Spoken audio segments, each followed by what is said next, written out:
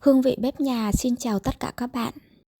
Mình từng nghe người ta nói con đường ngắn nhất đến trái tim của người đàn ông chính là đi qua dạ dày của anh ấy. Vậy bằng sở trường của mình, những người phụ nữ chúng ta hãy làm cho người thương của mình, người đàn ông của mình càng gắn kết, không thể tách rời, càng yêu thương chúng ta hơn bằng những món ăn ngon, bằng những bữa cơm gia đình đầm ấm nhé. Hôm nay chúng ta hãy thử làm món bún sườn heo để đãi người thương của mình nhé. Mình đã chuẩn bị sẵn 800g sườn heo loại già. Và ở đây mình đã nhờ người bán chặt sẵn thành từng khúc về cho nấu cho nhanh nhé các bạn. Và bên cạnh đó thì gồm rau củ đi nấu kèm. Thì mình chuẩn bị ở đây thì có cần tây nè, cà rốt, khoai tây, cà chua và hành củ. Ngoài ra thì còn có hành lá nữa. Và một nguyên liệu không thể thiếu nữa đó là bún các bạn ạ. Mình chuẩn bị 500g nhưng mà mình chỉ nấu ở đây tầm khoảng 300g thôi. Đủ lượng gia đình mình dùng thôi nhé. Các bạn nhìn nè, rau củ quả ở đây mình lựa trông rất tươi, nhìn rất là bắt mắt. Trước tiên thì mình sẽ đi rửa sườn trước. Mình sẽ cho khoảng một nắm muối và khoảng nửa quả chanh to vắt vào sườn. Rồi mình sẽ đảo đều và rửa qua 3 lần nước là xong các bạn ạ. Sau khi rửa thì mình sẽ chuẩn bị một cái nồi để luộc sườn này trước.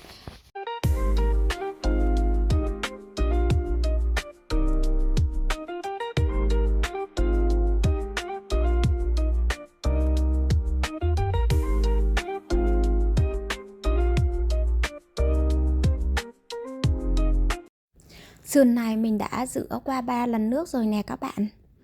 Còn bây giờ thì mình sẽ chuẩn bị một nồi nước to để bỏ sườn sẵn vào trong đó.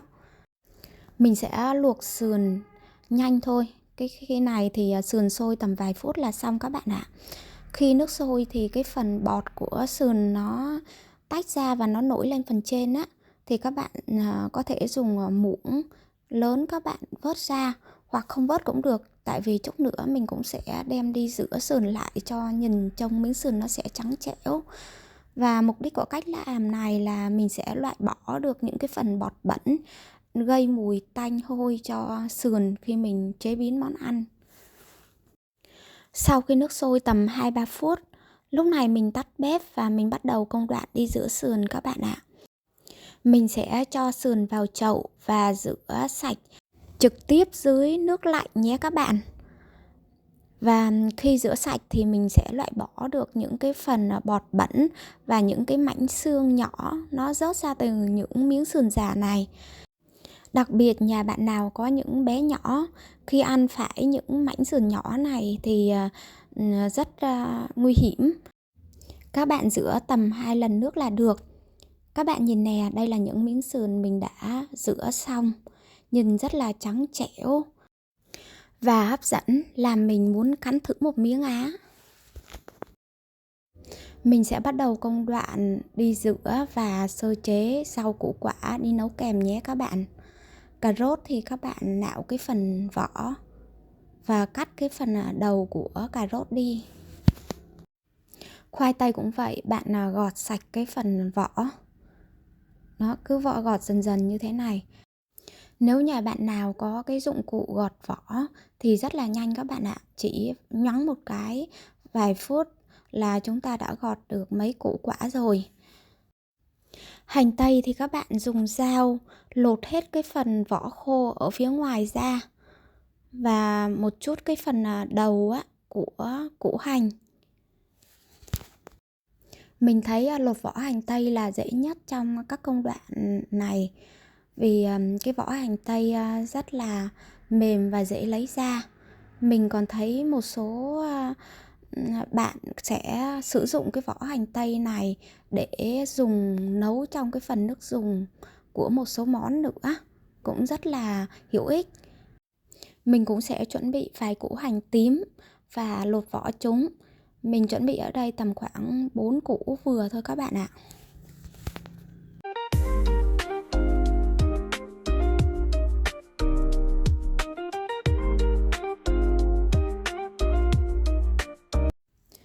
Cần mình sẽ bỏ cái phần gốc già và những cái rễ của cần. Sau đó mình sẽ cắt thành khúc vừa ăn. Tất cả các nguyên liệu rau củ quả từ nãy đến giờ mình chuẩn bị, mình sẽ cho vào một cái chậu, bỏ một xíu muối và ngâm dưới nước khoảng 15 phút.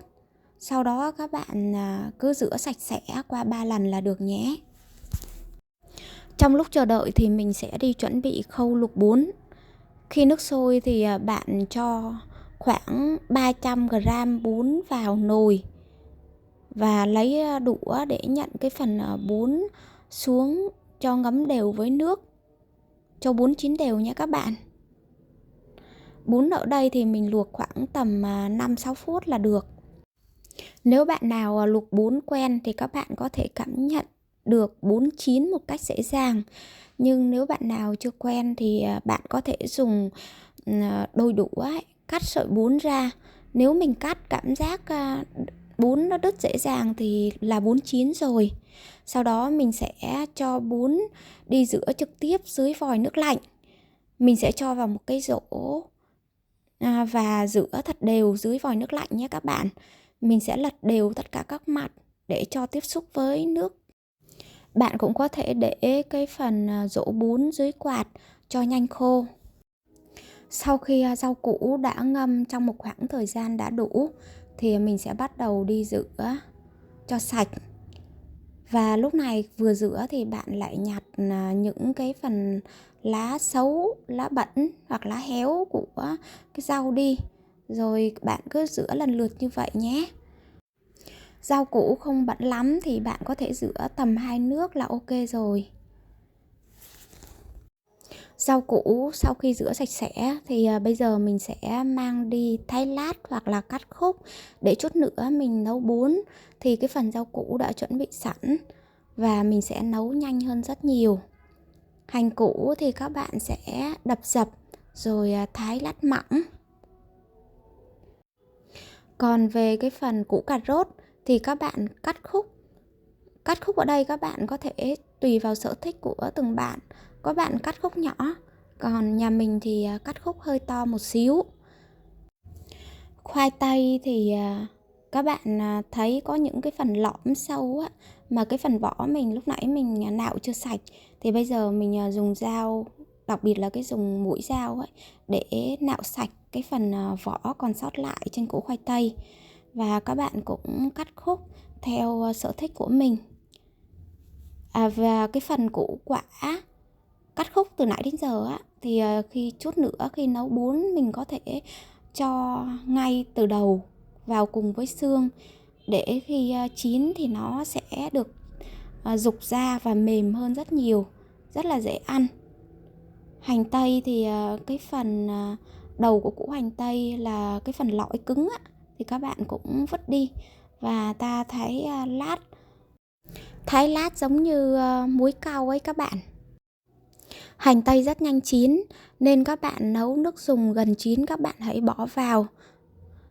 Về cà chua thì cái phần đầu thì các bạn cũng bỏ đi và các bạn thái muối cao nhé.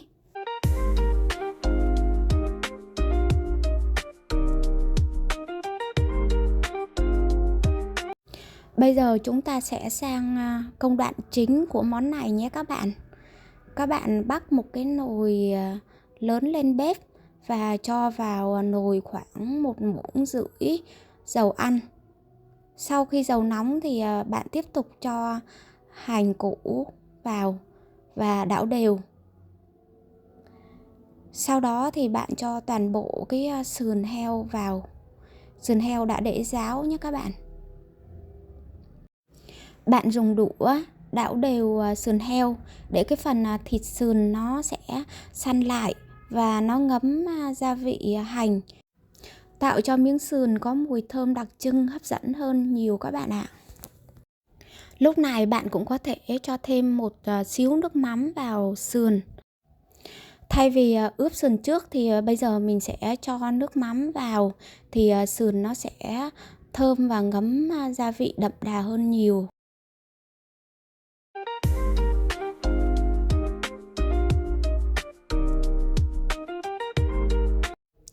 Khi bạn thấy miếng sườn đã săn nhiều thì lúc này bạn sẽ cho khoảng 1,5 tô nước vào nồi, và đồng thời mình sẽ vặn lửa to, và bạn cũng có thể đậy nắp nếu mà bạn canh chừng được. Còn nếu bạn nào không canh chừng được thì không nên đậy nắp, vì cái phần nước này rất dễ sôi trào. Nồi nước sườn bắt đầu sôi thì lúc này các bạn cho dần cái phần củ quả vào là được rồi nhé. Các bạn sẽ cho cà chua, cà rốt, khoai tây vào trước. Các bạn cho thấp và cho vào nhẹ nhàng một xíu để tránh cái phần nước nóng bắn vào tay mình. Mình thường ninh sườn tầm 40 phút trở lên, tính từ lúc nước sôi ấy. Và ninh lâu như vậy thì sẽ tạo cho cái phần nước dùng rất là ngọt, đậm vị và hấp dẫn. Còn nếu mà bạn nào mà không có thời gian ấy, thì các bạn có thể ninh tầm khoảng 30 phút là được. Lúc này các bạn nhìn này, cái phần nước dùng nó đã bắt đầu lên màu rất là đẹp rồi, nhìn rất là cuốn hút.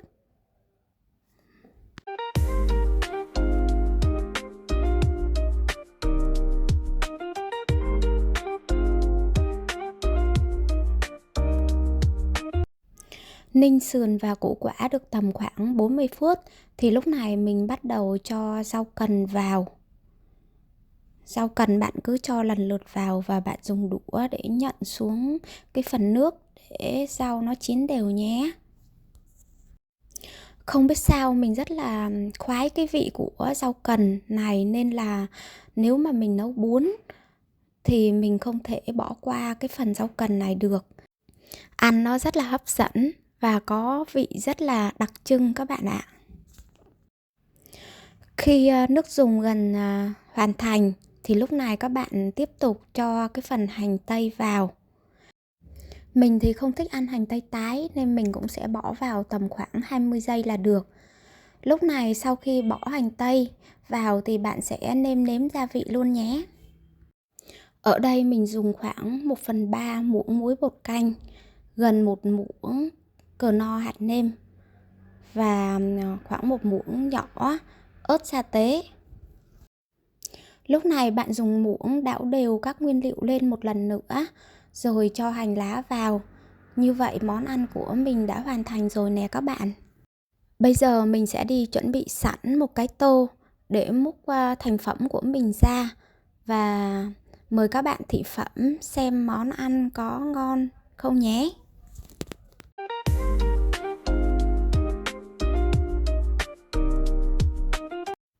Mình sẽ cho bún trước vào tô, sau đó lần lượt múc xương, rồi phần củ quả ra tô. Và phần cuối cùng là phần nước dùng nữa. Các bạn nhìn nè, món ăn trông rất là hấp dẫn, có đầy đủ màu sắc, nhìn rất là bắt mắt. Kèm theo đó là cái phần nước dùng rất đậm đà, thơm ngon, không bị béo quá nhé các bạn. Ăn rất là vừa miệng luôn. Mời tất cả các bạn dùng bữa với gia đình mình nhé. Cảm ơn tất cả các bạn đã theo dõi video. Xin chào và hẹn gặp lại tất cả các bạn. Nếu thấy video hay và hữu ích, hãy cho mình một like và đăng ký nhé.